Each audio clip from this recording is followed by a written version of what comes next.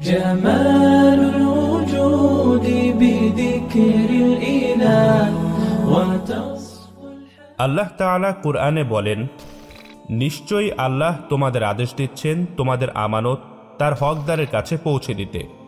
আমাদের জীবনে এমন অনেক ক্ষেত্র রয়েছে যেখানে আমরা হয়তো বুঝতেও পারি না যে আমরা আমানতের ভার বহন করছি। একজন ছাত্র তার পড়াশোনার ক্ষেত্রে, একজন কর্মী তার চাকরির ক্ষেত্রে এবং একজন বন্ধু তার বন্ধুত্বের ক্ষেত্রে, নেতা তার অধীনস্থদের ব্যাপারে, বিচারক তার ফায়সালার ক্ষেত্রে, স্বামী স্ত্রী তাদের সম্পর্ক এবং গোপনীয়তার ক্ষেত্রে আমানতদার।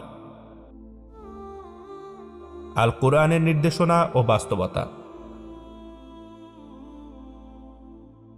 যেমনটি আমরা উপরের আয়াতে দেখলাম, এই নির্দেশনা আমাদের স্মরণ করিয়ে দেয় যে আমানত রক্ষা শুধু একটি ধর্মীয় আদেশ নয়, এটি আমাদের পারস্পরিক সম্পর্ক ও সামাজিক জীবনের ভিত্তি। অথচ আজকের সমাজে, বিশেষ করে যুব সমাজে, এই মূল্যবোধটি ক্রমেই বিলীন হতে দেখা যায়। কতজন বন্ধু আছে যারা গোপন কথা গোপন রাখতে সমর্থ হয়? কর্মক্ষেত্রে দেখা যায় কেউ কেউ সঠিকভাবে দায়িত্ব পালন না করে কাজে ফাঁকি দেয়। এমনকি পারিবারিক দায়িত্ব পালনে অনেকেই অবহেলা করে। স্ত্রী স্বামীর আমানত এবং স্বামী স্ত্রীর আমানত রক্ষা করতে ব্যর্থ হয়। একজন মুসলিম যুবক হিসেবে আমাদের ভাবতে হবে আমানতদারিতার অভাব আমাদের জীবনে কী ধরনের প্রভাব ফেলছে। সমাজে আমানতের প্রতিফলন, সমস্যাগুলি কি? আমাদের সমাজে আমানতদারিতার অভাব একটি গুরুতর সমস্যা হয়ে দাঁড়িয়েছে। আপনি লক্ষ্য করুন, সামাজিক অস্থিরতার অনেক বড় একটি কারণ আমানতদারিতা না থাকা। কর্মক্ষেত্রে অসততা। নিজের কর্মক্ষেত্রে সঠিকভাবে দায়িত্ব পালন না করা, অফিসের সম্পদ ব্যক্তিগত কাজে ব্যবহার করা কিংবা কাজে ফাঁকি দেওয়া, এসবই আমানতের খেয়ানত। মালিকের সাথে প্রতারণা করা, অধীনস্থদের হক নষ্ট করা, এসবই আমানতের খেয়ানত। ঠিক এই কারণগুলো কর্মক্ষেত্রের উন্নতির পথে বাধা। দেশের সম্পদ লুট করা। আমানতের খেয়ানতের জ্বলন্ত উদাহরণ হচ্ছে দেশের সম্পদ লুটপাট করা। দেশের কোষাগার দেশের সকল জনগণের সম্পদ। এটি অনেক বড় একটি আমানত, যা কেবলমাত্র দেশের জনগণের কল্যাণের জন্য ব্যয় করা হবে। তাদের উন্নতি, নিরাপত্তা, সুবিধা নিশ্চিত করার জন্য ব্যয় করা হবে। অথচ আমরা দেখছি দেশের হাজার হাজার কোটি টাকা এবং সম্পদসমূহ লুটপাট করা হয়। এই জুলুমের পরিণতি হিসেবে জনগণের জীবন দুর্বিষহ হয়ে ওঠে। একটি হাদিস দেখা যাক। নবী সাল্লাল্লাহু আলাইহি ওয়াসাল্লাম বলেছেন, যে নেতা জনগণের দায়িত্ব নেবে এবং তাদের সঙ্গে বিশ্বাসঘাতকতা করবে, সে জান্নাতের সুঘ্রাণও পাবে না। আইন এবং বিচার ব্যবস্থায় অসততা। আমানত রক্ষার অনেক গুরুত্বপূর্ণ একটি ক্ষেত্র হচ্ছে আইন, বিচার ফায়সালা এবং সাক্ষ্য প্রদান। এখানে সামান্য এদিক থেকে ওদিক হয়ে গেলে একজন নিরপরাধ ব্যক্তিও ফাঁসির আসামি হয়ে যেতে পারে। কিন্তু আমরা দেখছি আমাদের বিচার ব্যবস্থায় যাকে ইচ্ছা তাকে আসামি বানিয়ে শাস্তি দেওয়া হয়, নির্যাতন করা হয়। এটি যে আল্লাহর দৃষ্টিতে কত বড় জুলুম তা অকল্পনীয়।